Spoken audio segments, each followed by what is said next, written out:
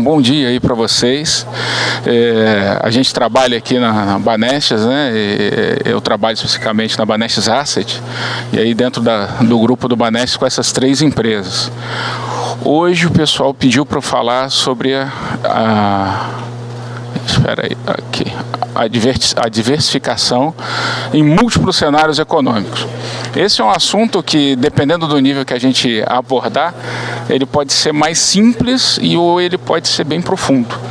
E aí, via de regra, quando o assunto é diversificação, a carga matemática do assunto é bem pesada. Então eu fiz o que eu pude aqui para tentar ser mais célere e não ficar tão pesado na parte matemática para a gente poder olhar. Eu tenho um problema sério que, assim, eu não gosto de ver palestrantes, assim, ver uma palestra sem saber o background do palestrante. E eu tenho outro problema que eu também não gosto muito de falar de mim, né? Questão de modéstia. Então, eu fiz um slide aqui que eu vou passar rapidamente, prometo que vai ser rápido, só para vocês entenderem, assim, pelo menos assim, em que altura do meu desenvolvimento eu estou. Eu tenho 22 anos de mercado, trabalhei em 16 anos seguidos no setor internacional, que envolveu câmbio, crédito para a área internacional, importação e exportação. São 11 anos na mesa de câmbio, estão operando pelo Banestes. 6 anos, desde 2020, eu entrei na pandemia para gestão de recursos de terceiros. Tem essas certificações aqui justamente para poder ter acesso à gestão de recursos de terceiros.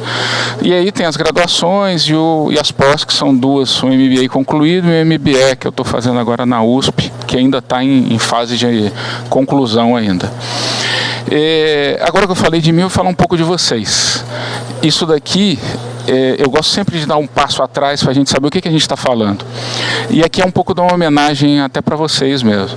O que é o dever que vocês têm na gestão previdenciária, gestão de recursos para quando a pessoa vai se aposentar?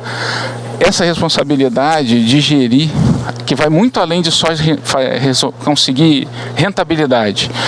Aqui, na minha opinião, vocês estão trabalhando para defender a dignidade dos futuros beneficiários. Então, isso, na minha opinião, é um dever nobre, é algo que, assim, é fundamental que vocês, na minha opinião, entendam que desde da alocação, a atenção do investidor de vocês, até a entrega disso na fase onde ele vai receber esses recursos, na minha opinião, isso é muito importante.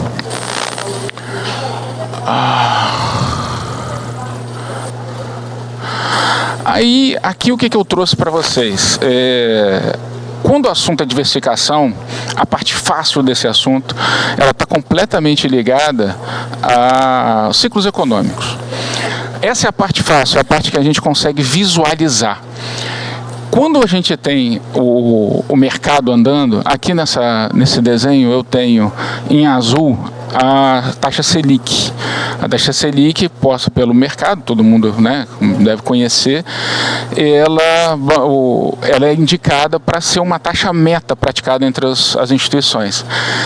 Em verde eu tenho o CDI de 12 meses. Cada data daquela ali é o que é que eu renderia se no ano anterior eu tivesse investido só em CDI. Por que eu faço desse jeito? Para a gente fazer um backtest. Oi? Deixa eu desligar aqui. Ah, tá. Mas eu tô ouvindo bem ali. É porque tá dando interferência no seu? Tá, vocês continuam me ouvindo, né? Legal. Então, essa verde, nessa linha verde é onde eu tenho o CDI de 12 meses. A gente pode perceber que ela é mais ou menos uma linha um pouco atrasada. Primeiro a Selic anda, depois o mercado precifica e vai praticando aquela linha verde ali com uma taxa maior. A linha vermelha é o IPCA, que é algo que vocês têm que vigiar na hora de poder operar. Ali eu trouxe só o IPCA dos últimos 12 meses. Nessa situação, a gente vê que quando você opera no CDI, conforme os ciclos, aqui não ficou ruim de ver, mas a gente está separando ali pelas datas de governos. Então ali tem o FHC2, Lula, Dilma, e aqui vai andando aqui, cada fase dessa é uma fase de governo. A decisão sobre a Selic, a gente defende que seja do Banco Central independente, mas eventualmente o mercado ele não é uma ciência exata, ele trabalha dentro de uma ciência social. E aí por isso que eu separei ele por governo, porque eventualmente decisões políticas pesam muito nessas decisões finais. Quando a gente olha aqui, por conta desses vários períodos, eu tenho aqui, por exemplo, um período onde a taxa Selic teve que controlar uma inflação inicial, provavelmente, e aí depois eles puderam descer e a gente vê ele descendo junto com a inflação. E aí, assim, a ciência econômica básica é que essa taxa de juros, a Selic, ela é usada para tentar segurar a inflação. Às vezes você libera e dinamiza o mercado, às vezes você pressiona para atrasar um pouco o mercado. E isso acontece eventualmente a depender do tipo de inflação que o mercado está enxergando. A gente tem tipos de inflação onde são feitas por mudança de paradigma de consumo, outras que podem vir por questão de mudança de preço de cadeia de produção. E cada momento desse, às vezes a solução que é encontrada, simplesmente sobe a taxa Selic, pode não ser o caminho correto.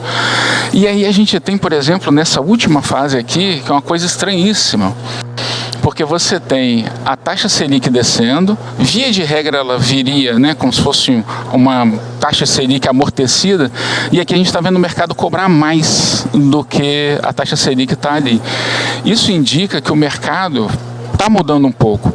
E a sensibilidade para entender essa parte do ciclo econômico é muito importante. Se você precisar gerenciar, diversificar os investimentos e ignorar essas nuances desse período, o resultado pode ficar complicado para vocês. Como RPPS, vocês têm uma vantagem que é isso aqui. O Paulo anterior a mim, o pessoal da Caixa Asset estava falando sobre marcar uma NTNB na curva. Desde aquela legislação ali de 2010 e depois foi aprimorando, vocês têm a liberdade de comprar uma NTNB, entra na curva e aí você leva você só tem que seguir essas exigências, tem que ser uma compra direta, tem que ter uma intenção de capacidade de carregar isso até o vencimento, é só uma intenção, e tem que fazer um estudo muito bem feito, que é o atestado de compatibilidade, estudo técnico de ALM, Asset Liability Management, ou seja, você bate o que você tem de valor para receber no mercado com o que você tem de gasto num estudo que é feito. Se ela estiver dentro disso, você marcando até o vencimento, está ali a sua garantia de que você pode marcar em TNB na curva.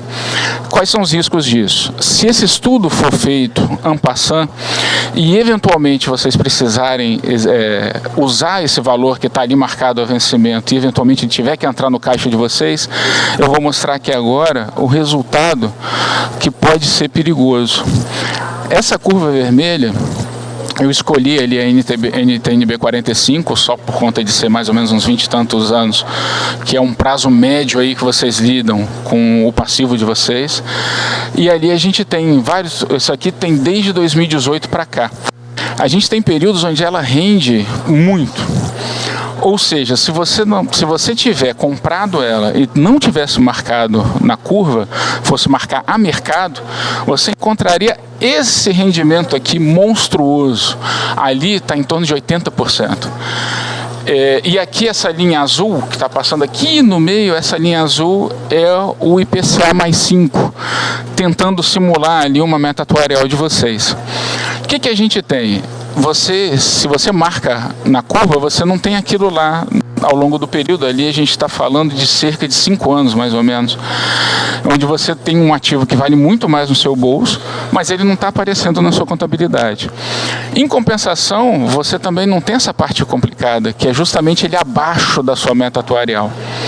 Então, a priori, o pensamento seria, mas vale muito a pena então, eu separo a grana que eu fiz no ALM, está ali toda casadinha o meu ativo com o meu passivo, boto na marcação na curva.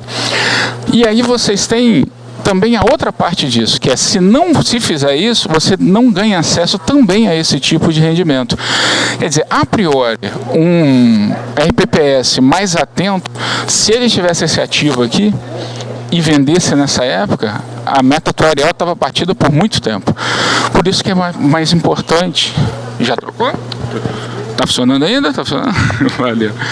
E aí, por isso que é muito importante vocês perceberem que a marcação a mercado tem seu valor. A priori, a primeira situação é, poxa, eu não quero volatilidade, não quero preocupação, vou comprar uma NTNB e deixar casadinha, que é justamente o que o Paulo estava falando anteriormente. Mas ele, no gráfico dele, também mostrou que quando você compra um ativo no mercado, são poucos os momentos em que você vai carregar aquilo além da sua meta atuarial. Onde ele estava mostrando ali, eram 2 trechos só no corte de tempo que ele fez. Boa parte do tempo, se você entrar e marcar na curva, você não vai conseguir aproveitar esse tipo de rentabilidade. Aqui nesse próximo é a mesma curva. É a mesma curva, só que com um detalhe aqui. Eu coloquei aqui aquela mesma NTNB de 45, né? NTNB 45. A gente tem o CDI. Ali, numa linha pontilhada, não sei se vocês conseguem ver bem, é um fundo multimercado. Então, assim, se você estivesse acessando, mesmo que fosse uma parte do capital de vocês, o fundo multimercado, eventualmente ele também fica, em alguns momentos, abaixo da meta atuarial. Então, esses são os desafios que a gente encontra quando vai tratar. Por que talvez vale a pena pensar em fundos de investimento ao invés de comprar em TNB direto? Primeiro, a LM, a gente está vendo alguns fundos que estão tendo dificuldade de liquidez agora com alguns ativos. Se houver algum tipo de contágio, alguma necessidade de liquefazer algum capital, você corre o risco de pegar nesses trechos onde ele está bem abaixo da meta atuarial. E se isso acontecer com vocês, pode ter aquela parte desagradável de ficar insolvente, onde o cálculo mostrar que está assim e aí acabar tendo que falar com o regulador, ter problema administrativo. Nesse processo, eu coloquei ali aquela linha, essa linha verde, é o IMAB. O que acontece com o IMAB? Ele captura, o que é o IMAB? É o índice que a Ambima faz dos fundos ligados ao IPCA. Aqui que tem ali, não tem só o vencimento de 2045, tem outros vencimentos que o governo vai lançando. Quando você faz isso, você amortiza essa linha de 2045. Essa linha vermelha ela é muito oscilante, por quê? Porque é um ativo que a gente está falando de uma duration grande. Então, como esse ativo tem uma duration grande, ele também impacta muito quando ele fica muito valorizado ou muito desvalorizado. A duration ela tem um poder muito grande na hora de reagir. Quando você bota várias entradas com essa duration, cada um com a sua duration, você captura essa subida, mas ela é amenizada. E isso garante também que nos pontos de baixa você não vai apanhar tanto. Então, esse trabalho que é feito, que aí vocês, para acessar, ou é um fundo passivo que corre atrás do IMAB, ou é um fundo que lida com IPCA, mas pode ser até ativo, mas que vai atrás de vários vencimentos, traz uma vantagem grande para vocês. Então, esse é um dos argumentos que indica por que não dá para você só sair comprando a NTNB com vencimento específico e vale a pena pensar em investir em fundo de investimento também que lida com essa parte. Isso é muito importante. Quando você opera desse jeito aqui, você diminui a oscilação da sua carteira e garante um trabalho no longo prazo para você poder entregar a sua marca atuarial. Aí, falando um pouquinho de como o que importa nessa história toda, falando um pouquinho mais de diversificação. Essa diversificação ela é importante porque ao longo do tempo a gente vê alguns movimentos que teoricamente tinham mais dificuldade de serem percebidos. E esse é o ponto. Quando você tem que preparar o seu patrimônio para coisas que não estão no script, a gente usa uma teoria que é a curva gaussiana, já entrando rapidamente na parte matemática. Essa teoria da curva gaussiana ela indica a maior probabilidade de marcação, por exemplo, de um ativo. E aí você tem desvios dessa, ou seja, um ativo marcado para cima ou para baixo, em cima de um único desvio padrão, cálculo todo lá da estatística, ele coloca mais ou menos 70% dos eventos ocorrendo no máximo com um desvio padrão. os fundos costumam vigiar bastante essa métrica. E aí, quando a gente tem movimentos de 3 sigma, nós estamos falando que em quase 9,8% dos eventos que ocorrem estão ali dentro, estão precificados. É ali que todo mundo costuma preparar para eventos cíclicos. E é por isso que eu estava falando que quando você vai tratar com uma diversificação, se preparar para cenários é importante. E o mais fácil são cenários cíclicos. Quando você tem um cenário que não é cíclico, um evento dentro desse cenário que não é cíclico, que chega, por exemplo, 5 desvios padrões, o mercado chama isso de cisne negro. É um evento na linha do catastrófico. Esse do 3 sigma a gente já chama de crises, costuma ser crises que atingem setores. Mas quando é o de 5 sigma, é um evento que deveria ser tão raro, tão crítico, que ele costuma trazer mudança de paradigma no mercado. A análise do mercado fica modificada depois de eventos desse tipo. E eles têm um problema seríssimo, que ele é raro, mas acontece com frequência. Essa aqui é uma lista de 8 eventos que aconteceram no último século de eventos de 5 sigma. Por isso que a diversificação ela é relevante, primeiro porque ela te prepara para algo que você não está esperando que aconteça, mas em espraiar seu risco você consegue evitar que seja atingido completamente. E aqui a gente tem, por exemplo, a mudança de paradigma. Crise de 29 quebrou a Bolsa de Valores, chegou a mudar um paradigma na economia. Antigamente, os economistas só consideravam a lei de Say, onde dizia que se eu botasse a oferta, ele ia ser consumido. Quem mandava na demanda era a oferta. E aí a grande teoria depois disso foi pensar que essa lei que estava sendo usada há quase 200 anos, talvez estivesse errada. Mudança de paradigma de percepção. Choques do petróleo, mudança de paradigma aqui também, inclusive em microeconomia, onde o pessoal que vendia petróleo se juntou para tentar aumentar o preço. Isso funcionou bem uma vez, na segunda vez quase quebrou o mercado. A gente teve a Black Monday, com uma queda de em um único dia de 22%, acho que se não me engano, na Bolsa de Nova York. E a gente tem os nossos casos aqui também. A gente tem o plano Collor, com o confisco, que pegou muita gente de surpresa. A gente ficou sabendo só de alguns presidenciáveis que conseguiram tirar esse recurso da poupança antes. E a gente teve a bolha das .coms, que uma bolha, apesar da gente ser fácil de supor que ela está em andamento, não dá para saber quando ela vai estourar, e quando ela estoura ela costuma levar o mercado inteiro. A gente teve a crise do subprime, onde um banco de mais de século, que é o Lehman Brothers, sumiu, carregou metade do mercado financeiro. Pouquíssimos bancos conseguiram ficar bem nessa situação. E a gente tem, na esteira dela, uma crise de dívida pública que pegou aqui, eles usam o acrônimo PIGS, que é Portugal, Itália, Irlanda, Grécia e Espanha. Todos esses países tiveram que renegociar a dívida, chamar credor para a mesa. E esse tipo de coisa, você fica imaginando assim, um fundo de previdenciário que fosse trabalhar num ambiente desse. Deu crise no México, por exemplo, que eu não coloquei aqui, que começou com a crise do México, foi terminar com Rússia dando calote e tudo mais. Parecia que não ia chegar, em menos de uma década e meia, chegou na Europa. Então, esse tipo de trabalho, ele advoca a favor de se preparar para cenários de uma forma ampla, porque tem que pensar no imprevisível.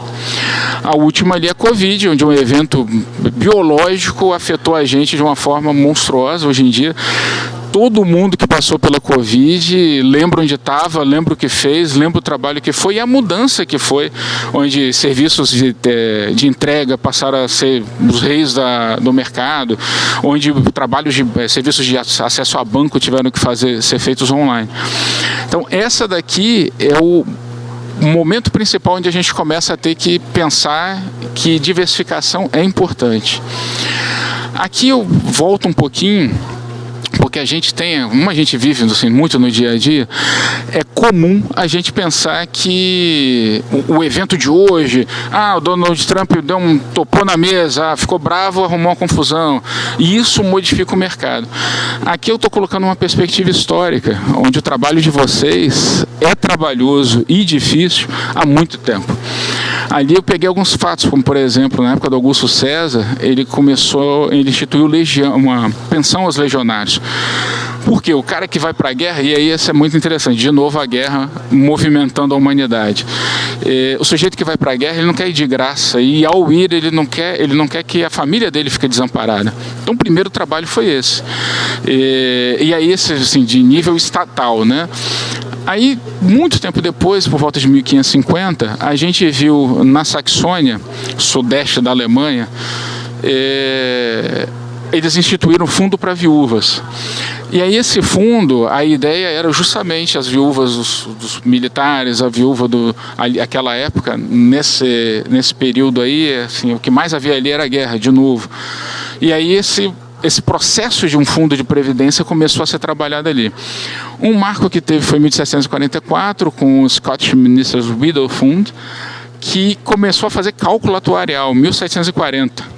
Então, assim, a gente pensa que esse trabalho, essa preocupação de vocês, assim, a gente vive no dia a dia e às vezes perde a percepção que nós estamos falando de 300 anos de história aí, trabalhada e desenvolvida por vocês. No Brasil, vindo um pouco para o Brasil, 1795, ainda no Brasil Colônia, a gente vê o plano de benefício dos oficiais da Marinha.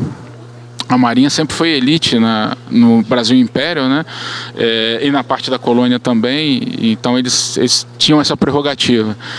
E aí eu tenho ali um caso, uma questão curiosa que eu pelo menos aprendi preparando esse material. Não sei se vocês já ouviram falar no Montépio. Montépio é o nome que se dava aos fundos de previdência, que seria hoje o RPPS. Esse é o nome mais antigo de vocês, porque é justamente a previdência de funcionários públicos, chamava-se Montépio. Em 1835, o Estado criou, já no Império, Brasil Império, o Montépio Geral dos Servidores do Estado. Então, assim, quando a gente pensar em setor, é um setor tradicional e relevante esse que vocês atuam. A Lei Eloy Chaves, que estruturou o setor privado, essa parte no setor privado, e a Constituição de 88, que colocou vocês em evidência aí, trazendo nome, formato e tudo mais. Aqui eu coloquei só assim, para a gente começar a falar de como é que se avalia uma carteira buscando diversidade dela. Essa técnica aqui é uma técnica que é utilizada, inclusive, em recursos próprios, né? A pessoa física, e é muito utilizado, ele facilita uma visualização de uma situação estratégica. Basicamente, ele tenta trabalhar fazendo perguntas para você. O SPIN ali, que é o situação, problema, implicação e a necessidade. Qual é o objetivo? Na situação, identificar os objetivos que vocês têm como investimento. O problema, refletir sobre os desafios. A implicação, aprofundar os impactos. E a necessidade é buscar a energia e a percepção de urgência de alguma modificação. Basicamente, as perguntas são: como é que você distribui seus investimentos? O que mais preocupa esses investimentos? Se essa preocupação virar uma realidade, qual vai ser o impacto? E uma vez que seja assim, o que você faz para mudar ou se preparar para esse impacto? Eu trouxe essa daí só para uma curiosidade mesmo, ela nem é específica para gestão profissional, mas eu achei interessante trazer. Na sequência, a gente tem aqui sim gestão profissional. Aqui a gente tem o SAA, do inglês Strategic Asset Allocation. Essa é uma técnica ampla que utiliza vários processos, mas basicamente ela tenta resolver 3 problemas. Primeiro o que você vai colocar na sua carteira? E aqui a gente tem, de novo, aquela matemática mais chatinha que eu vou mostrar mais à frente, que é um pulo do gato que a gente descobriu em 1952. O mundo foi apresentado a isso em 52. O balanceamento ou rebalanceamento, que é você decidiu o que fazer, como é que você vai dividir o seu material. E isso daqui é importante também porque você precisa definir com que velocidade você vai refazer esse cálculo. E um dos trabalhos aqui, que é como eu chamo de combinar o jogo antes dele começar, que é para evitar o viés do gestor. A gente que lida com gestão de fundos de investimento, por exemplo, ou de patrimônio, uma das coisas que todo mundo sabe é a dificuldade de você se manter frio numa situação que você não estava prevendo. Quando você vai trabalhar com isso, é uma das situações mais complexas que podem ter, e é muito comum você usar um viés, ou um viés de confirmação, onde você insiste em continuar naquilo, ou um viés de status quo, de manter o que você tem, ou então de operar rapidamente. Tudo isso pode ser incongruente com o que você havia pensado em fazer antes e pode gerar mais problema para você resolver depois. Então, assim, esse daqui já é algo que é utilizado pela parte profissional do pessoal. Aqui, como eu estava falando, quando você combina o jogo, estou falando aqui mais ou menos só das técnicas que a gente usa, tá?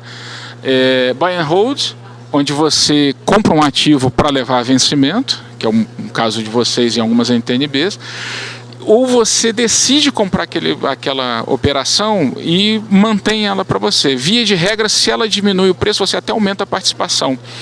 É o tipo de gente que se autodeclara fazendo isso. Por exemplo, o Warren Buffett, ele gosta de comprar esses ativos e vai aumentando a participação enquanto ele acredita que vale a pena aumentar essa participação. Outro é o Constant Mix, onde você define uma porcentagem da sua carteira e segue essa porcentagem. E aí, nesse caso, se a porcentagem de um determinado ativo aumentar, se você acertar nesse ativo, ele valorizar muito mais que o outro, o que você faz nesse processo é vender essa parte adicional. Então ele acaba sendo útil só para mercados que oscilam. O ativo subiu, você vende um pedaço dele, caiu, você compra. E aí você segue andando com o mercado quando ele está numa situação normal, uma situação esperada para a operação. Já o CPPI é um processo mais inteligente quando o mercado está direcionado. Ele basicamente trabalha com isso aqui, ó. Eu coloco o meu total de ativos, tiro uma parte que eu quero garantir, 100, boto 60 garantido, abaixo de 60 não mexe. E escolho uma porcentagem desse excedente para, por exemplo, colocar em ações, ou seja, colocar em ativos mais arriscados. Quando eu faço isso e mantenho isso com o mercado variando, eu coloco a possibilidade de, se um ativo crescer, eu aumento a minha participação nele, ao invés de vender como está no Constant Mix. Eu aumento, e isso é muito bom para mercado direcionado. Quando eu pego agora, por exemplo, que a gente teve há pouco tempo atrás a bolsa subindo sem parar, quem trabalhou com CPPI fez muito dinheiro, porque vale muito a pena. Só que leitura de mercado tem que estar preparado para o retorno. E aí a leitura do retorno é aquilo que eu falei lá no início, conjuntura de mercado e possibilidade de eventos que você não está prevendo. Então isso é crítico quando você vai escolher esse processo. Via de regra, gestores profissionais não usam só uma dessas, eles fazem uma combinação desse tipo de decisão em função dos ativos que eles estão colocando no mercado, que eles estão colocando na carteira. Aqui eu preciso falar um pouquinho, descer um pouco na matemática, mas aqui é o que é que a gente vai usar. Quando você fala de portfólio, você precisa falar de duas letras gregas fundamentalmente. Tem mais umas 5 ou 6, mas essas duas são fundamentais.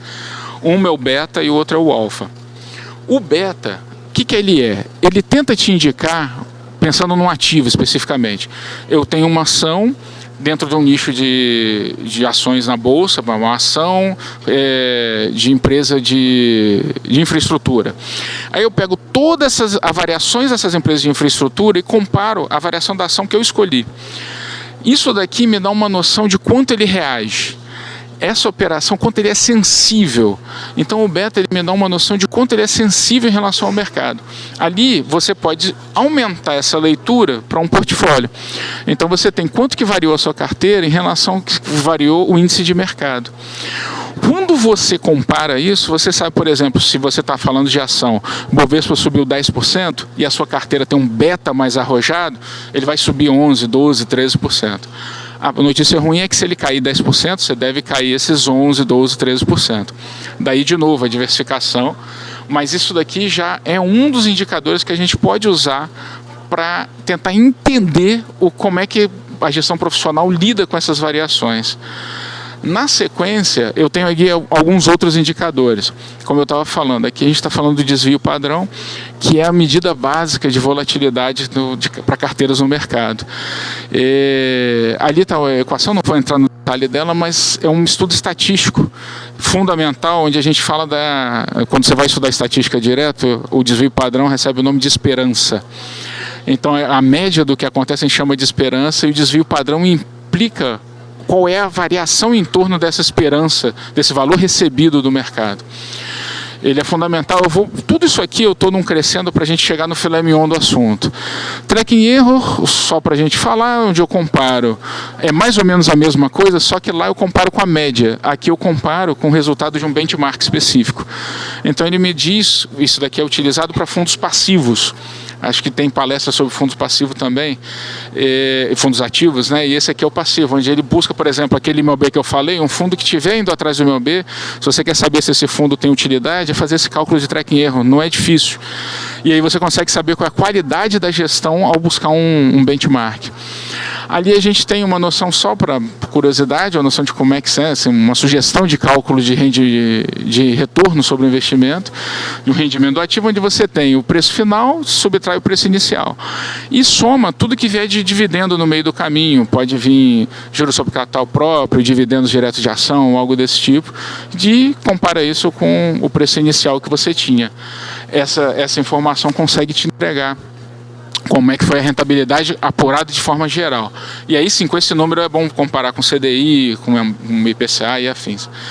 E esse daqui é o segundo que eu estava falando, esse é o alfa. O que é o alfa? É a qualidade do gestor. É ali que um fundo ativo, que o pessoal vai falar mais tarde, é aqui que você descobre se o fundo ativo está sendo ativo para o bem ou para o mal. Se ele está conseguindo entregar o que ele se propôs a entregar na primeira parte. E aqui, basicamente, só para falar rapidamente, eu tenho um retorno de mercado menos o risk free, ou seja, quanto que eu pego sem correr risco no mercado, que seria a nossa Selic, ou o CDI de um dia. Olho aquele beta que eu havia comentado antes, que é muito importante também. E aí, isso daqui me dá assim, uma porcentagem que seria esperada de um portfólio qualquer, sem atuação direta do gestor, e aí eu somo isso com risk free. Dali sai um número, e esse número sim é retirado do rendimento que o portfólio está entregando. Se o portfólio está entregando mais do que um rendimento que seria esperado de um fundo normal, você já consegue saber que o cara está entregando a atuação do gestor decidindo entre comprar e vender, em que momento é decidido comprar e vender, está te entregando o alfa ou não. Então, assim, coloquei aqui alguns índices para vocês acompanharem como é que vocês entregariam isso. Aqui tem umas performances, umas métricas de performance também, onde a gente tem o índice de Sharpe, onde eu comparo o retorno de um portfólio com um juro risk-free e divido isso com o desvio padrão. Essa me dá uma informação, desse jeito aqui eu consigo comparar vários fundos de várias naturezas ao mesmo tempo, porque ali eu consigo ter uma noção da eficiência de entrega desse fundo. A gente tem um índice de Sortino que olha só para o caso de quedas, então eu consigo saber se o fundo está um pouco mais protegido de quedas nos mercados, e o índice de Trading, onde eu acompanho isso em relação àquele beta. Então eu consigo saber se o excedente que está vindo é um excedente, ele tem uma qualidade em relação aos fundos de mercado que estão só atuando no mercado. Então, assim, umas métricas para vocês verem. E aqui é que a gente entra no filé mignon da história. Esse senhor aqui, que é o Harry Markowitz, ele escreveu esse papel, esse paper, Portfolio Selection, em 1952. E ele trouxe uma ideia que depois foi massificada, verificada, e hoje ninguém tem dúvida da qualidade dela, que é o seguinte: isso daqui, esse desenho todo aqui, basicamente quer dizer, quando eu tenho ativos e eu coloco esses ativos dentro do mercado, eu consigo um risco, eu consigo uma variabilidade, eu consigo uma instabilidade, a instabilidade menor, e eu consigo um risco menor, e ele pode entregar um resultado maior. É o que o pessoal chama de almoço grátis, dizem que é o único almoço grátis do mercado. E por que isso acontece? Por causa desse carinha aqui, Esse é o coeficiente de correlação. O que ele diz? Que ativos se movimentam, a preço de ativos se movimentam no mercado, não necessariamente juntos. Eventualmente eles se movimentam ao contrário. Então, quando você fala em diversificação de carteira, você conseguindo escolher ativos que têm uma correlação inversa, você aumenta o retorno da carteira e diminuindo o risco. Isso leva a gente a uma situação onde você entrega o resultado num que a gente chama de fronteira eficiente. Isso aqui é a aplicação direta da teoria de Markowitz. Aqui dentro ficam vários ativos aqui dentro. Quando eu os combino, eu consigo melhorar a rentabilidade, aumento o retorno e diminuo o risco, que é o que ele vem trazendo para cá. E aí tem uma questão fundamental aqui, que é o seguinte: quando você vai falar de diversificação, seu objetivo é diminuir risco. Só que tem dois tipos de risco. Você tem um risco que ele é inerente às operações. A gente chama esse risco de não sistêmico. Esse risco é diversificável. Esse risco pode ser levado muito baixo com a teoria do Markowitz. Mas quando você tem um risco sistêmico, ele é não diversificável, porque ele é do sistema. Todos os atuantes do sistema vão ter acesso a esse risco. E isso é visível dentro da fronteira eficiente. Não há ativos acima daquela linha ali. Eu posso fazer a combinação que eu quiser desses ativos, que eu não vou conseguir entregar um retorno maior diminuindo o risco. E dentro dessa carteira, você consegue definir, aí trabalhando com aquela correlação, você consegue trazer essa carteira mais para baixo, diminuindo muito mais o risco, e enquanto ajusta o retorno numa parte menor. Essa é a diversificação. Essa teoria ele propôs basicamente para o mercado de ações. E aí, como nada assim desse jeito fica estático, logo na sequência as pessoas se perguntaram: tá, então eu faço a diversificação. E se eu colocar junto um ativo de renda fixa? E aí foi o que eles fizeram na sequência. Essa linha verde é o que seria a inclusão desse ativo de renda fixa junto com a fronteira eficiente. Aquele ponto T é o ponto de máxima eficiência, onde eu, com uma porcentagem da minha carteira na renda fixa e outra porcentagem em risco, consigo aumentar o máximo possível o meu retorno, enquanto mantenho sob controle a volatilidade dessa carteira. Essa aqui é a parte mais ampla da teoria de diversificação de carteiras. E aí ela tem uma curiosidade, eu vou só passar um a mais, que é o seguinte: aqui, conforme eu for aumentando a porcentagem da renda fixa, eu vou trazendo para cá. Quando eu vou aumentando a porcentagem da renda variável, eu vou subindo. Do T em diante, eu consigo entregar também, mas aí já é alavancando a carteira. Então, assim, são detalhes legais para a gente botar aqui para mostrar para vocês, que assim, aqui nessa teoria tem inclusive a possibilidade de eu pegar, alavancar minha carteira, vendendo ativos que eu não tenho e ajustando o risco, eu consigo aumentar a rentabilidade. Fundos multimercado gostam muito de fazer isso, mas, de novo, tem que ter uma pegada certa para não ser pego no contrapé. Aqui eu trouxe, assim, para a gente botar em perspectiva, o que a 5272 trouxe de limitação para vocês. Porque aqui eu já estou pensando assim, tá, já mostrei para que serve a diversificação. Agora, com o que é possível a gente diversificar? Então, pensando no que é possível diversificar, a gente está um pouco limitado com a 5272, então eu trouxe isso aqui. Quando a gente entra no nível do progestão, a gente consegue aproveitar só no nível 3, que a gente sabe que é um trabalho ainda que vocês têm para desenvolver, mas a ideia é, conforme aumenta o nível de progestão, ele vai destravando os ativos, o tipo de risco em que vocês podem se dar o direito de entrar. E aí que você vê, a gente tem renda fixa, títulos e até fundos de renda fixa, mas dali para frente a gente está vendo, tirando o empréstimo consignado, o trabalho em fundos. Os ETFs, na verdade, são fundos também. Então, o que acontece? Há toda essa preocupação, limitando até no máximo exposição a risco de 60% no Progestão 4, por exemplo, mas com vocês acessando fundos. Já é algo pensado justamente para vocês entenderem que o fundo ele traz a vantagem de diminuir o risco sistêmico que vocês vão atuar. Por quê? Porque ele está entregando para você um acesso ao risco de vários ativos. Algo diferente que vocês teriam se vocês estivessem entrando no ativo especificamente. Então, assim, aqui eu coloquei essas limitações, e aí a gente falando um pouco do tipo de risco que vocês podem acessar se vocês estiverem, estiver de acordo com a parte do progestão. E ali a gente tem, quais seriam as vantagens de diversificar em ação, por exemplo? Primeiro, a ação costuma valorizar junto com a inflação. É algo orgânico, natural que acontece no mercado, claro, dependendo da empresa, mas é esse aí detalhe de entrar no fundo, que é onde o gestor vai escolher as melhores empresas para manter essa situação. Então a ação é um ativo que já vem com inflação embutida nele. Tem um potencial de rentabilidade elevada, no caso de uma empresa que entra num nicho específico, renda passiva com dividendos, se você entrar num tipo de fundo, por exemplo, que se preocupa com dividendos. Se você entrar, normalmente fundos de ação têm mais liquidez, mas o próprio ativo também tem liquidez. Acessibilidade às informações das empresas públicas. Você escolhendo um fundo, você pode ter acesso à carteira dele, mesmo que seja com algum atraso, e consegue saber que tipos de risco a grana de você está trabalhando.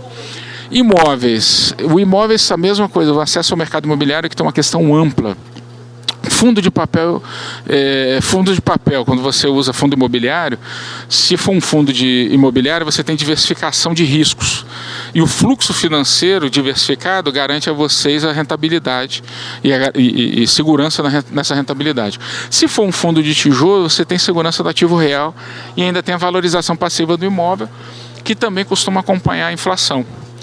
E aí você tem uma renda regular, que pode ser compatível com a meta atuarial, onde se vocês ajustarem direitinho, pode entregar mais. Normalmente, como tem algum nível de risco de crédito privado, ele também entrega uma rentabilidade muito maior. E a diluição dos riscos de crédito e de vacância. Uma vez que você está no fundo, tem vários outros ativos. Incentivadas, a gente tem as debêntures incentivadas que ajudam bastante também. Investimentos de longo prazo, elas costumam ser, dado o incentivo do governo, elas costumam ter 10, 15 anos para frente. Isso ajuda vocês no controle da duration. Fluxo de pagamento resiliente, facilidade para você ajustar na LM, como eu estava falando. E os ativos normalmente já estão remunerando no IPCA. Então, você consegue levar esses ativos no IPCA mais, que pode ser às vezes o dobro da meta atuarial. De novo, não é para colocar toda a carteira, mas uma parte dela pode estar entrando nessa diversificação. E os investimentos globais. Esse aqui está bem limitado lá, mas pode ser bastante interessante, porque você tira um pouquinho do risco país, né, assim, acessando o mercado americano, o mercado europeu. Você passa a ter uma descorrelação com os indicadores domésticos, nem CDI nem IPCA costumam mandar na rentabilidade desses títulos externos. Você tem acesso a mercados maiores, mais maduros e mais líquidos. Você tem uma diversificação de risco com acesso a novos setores, que às vezes o setor nacional ele é majoritariamente Petrobras, Vale, e lá fora você passa a ter outros setores, como tecnologia, químico e farmacêutico. Acesso a vertentes de crescimento em nível global. Ou seja, por exemplo, se vocês estivessem investindo lá no pessoal que fez o Ozempic ou Mounjaro, vocês estavam, assim, aquelas ações, aqueles títulos estariam valendo muito mais agora, porque houve um movimento disruptivo no mercado. Mitigação dos efeitos de ciclos inflacionários globais. O Brasil ele está sujeito a essa variação sazonal de juros e tal no mercado internacional, acaba sendo o juro internacional mais o risco país, e quando você faz isso, você protege um pouco fora do risco Brasil, mas ainda assim está pegando as variações do ciclo inflacionário. Então pode ser uma boa oportunidade. Aí aqui eu coloquei, só para falar assim, mas você não me orientou, que tipo de cenário faço o quê? Ali, basicamente, eu trouxe 4 cenários, onde a gente tem a inflação alta, o impacto pode ser no passivo de vocês, a elevação do passivo real, diferença entre o passivo e o ativo e a curva de juros. A estratégia, aumentar em TNB direto e ativos reais. Juros reais em queda, essa é a melhor situação para a economia, mas ela traz um problema de gap atuarial para vocês. Então, a ideia é buscar ativos que rentabilizariam mais nessa situação, que ficariam mais atrativos com juros menores. E é o caso das bolsas e um pouquinho de internacionalização também. Risco Brasil, se aumentou o risco Brasil, o risco sistêmico dos ativos do Brasil estão aumentando e podem criar esse problema severo para vocês. E aí a diversificação global é a melhor que tem. Ali a estagnação do PIB, onde você tem o risco de baixa arrecadação, baixa entrada de ativos para vocês, e aí a ideia é buscar alfa, ou seja, partir para crédito privado, ações, os ativos um pouco mais arriscados. Essa é mais ou menos a linha de trabalho que eu assim, coloquei aqui para a gente falar um pouco sobre o que é que tem de cenários e como reagir a esses cenários. E aqui uma sugestão que eu fiz, mais uma provocação, que é um processo administrativo que é bem-vindo quando o assunto é diversificação, porque você não adianta só alocar, você precisa reajustar essa alocação e revisitar essa alocação também.